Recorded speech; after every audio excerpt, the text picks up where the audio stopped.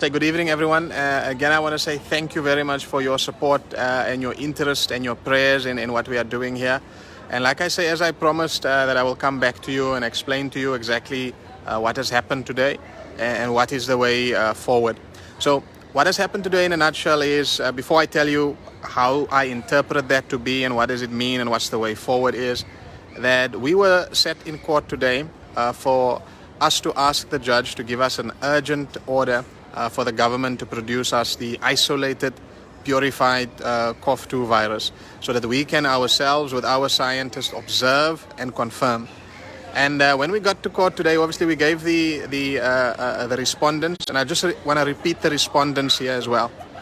We asked the court that the court should grant us an order and that the president and Dlamini Zuma, the Minister of COCTA, and also Professor Karim, that they would be the ones that is going to provide us this isolated and purified virus. This is what we asked originally from the court. And so today was supposed to be for the court to listen to what the respondents, the president, Karim, and the Minister of COCTA has to say, and then to either grant our order or not grant our order.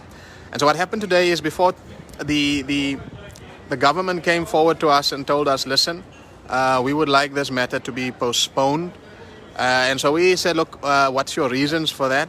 And they've explained that the reasons why they want this matter postponed is because the president, according to them, this is from the lawyer, from the attorney of the government, saying that the president is not in a position to help us with this request of providing us proof of this isolated and purified virus. So the president, the man who has been making all these speeches and who has been making all these declarations that he's doing everything because of a virus that they have, because of a deadly virus, he now says he's not in a position, or his lawyer at least says, that the president is not in a position to help us with our request for a virus, to show it to us.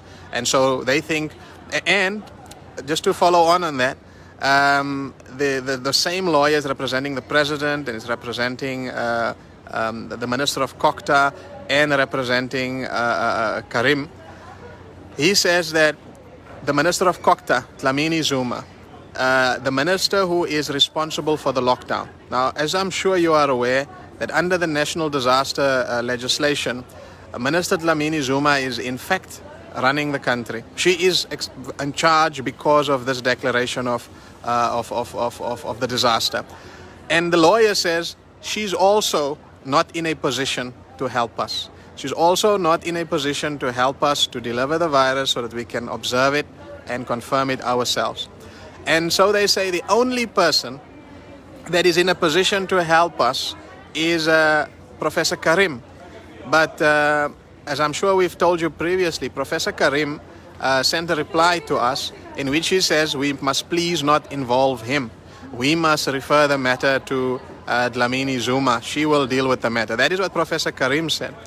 But today in court, the lawyer for the government says that Professor Karim is the only person that can help us. And but the problem is now that Professor Karim is no longer working for the government. He's just conveniently resigned not so long ago. And he's no longer working for the government. So what we now have to do is we have to try and ask Mkhize, who is the Minister of Health. Mkhize has to also now join our case. Now, this is the reason for why we need to postpone the case. Mkhize is going to join, the Minister of Health is going to join our case.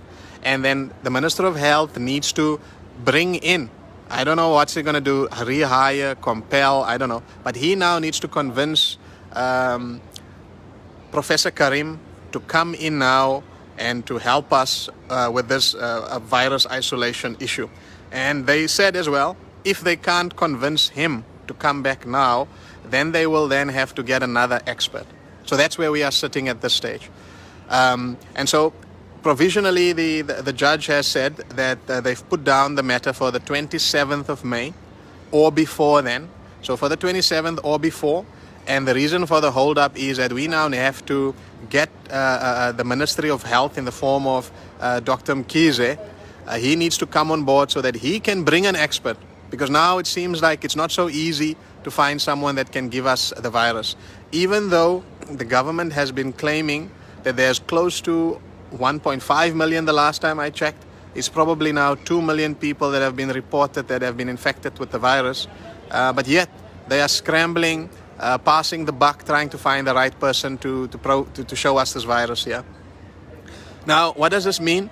So this means is we're going to go to court on the 27th of May or earlier, and then they, by that time, will have to have provided us with someone who is either going to give us very good reasons why the court should not force them to show us the virus, or they are going to tell us, we are going to show you the virus and we're going to set the time and place in which they are going to do so.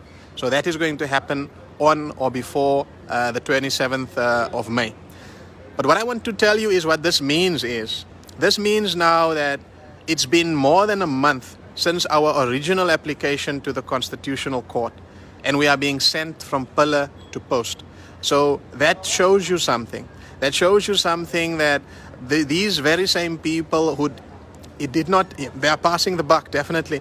And these very same people who have been now for a year saying that they are doing everything because there's a deadly virus, now they are finding extreme difficulty in showing us that virus. And the other thing that you must remember as well is that the president is the one, he said there's a virus here, that's why I have to do all of these things. And now when we are asking him, Mr. President, give us proof of this virus that you are talking about, the president is saying, sorry, I can't help, maybe let's get somebody else to do it.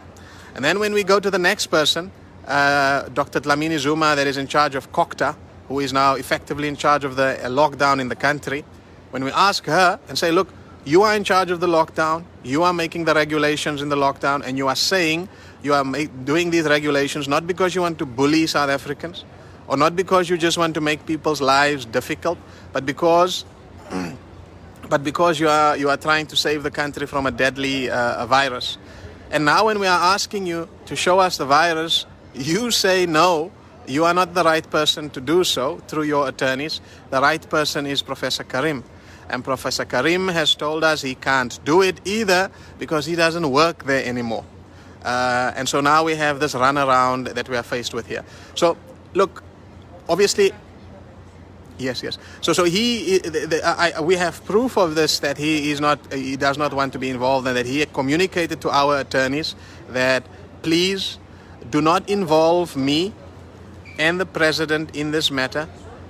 This matter should only be, passed on to Dr. Dlamini Zuma. So the question that obviously puzzles us here is that since when is Professor Karim now the president's spokesperson or lawyer?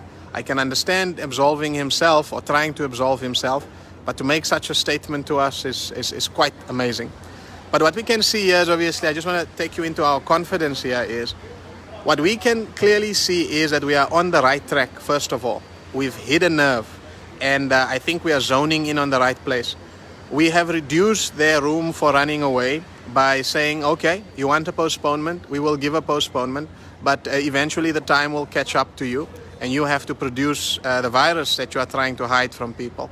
So we're doing that. But we can also now slowly start seeing what is happening here.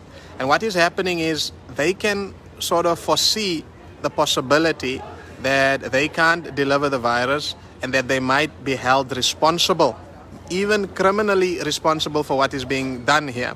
And so they seem to be setting up Dr. Mkhize, because they're now passing the buck to Zweli Mkhize. So it looks like they want Zweli Mkhize to take the fall for whatever comes out here. That's what we see when we analyze this thing. That's what comes up here.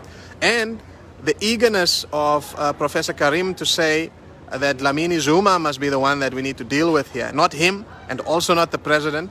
Seems that Dlamini Zuma is also the one that they are setting up for a fall here. Exactly, that this is what they are trying to do.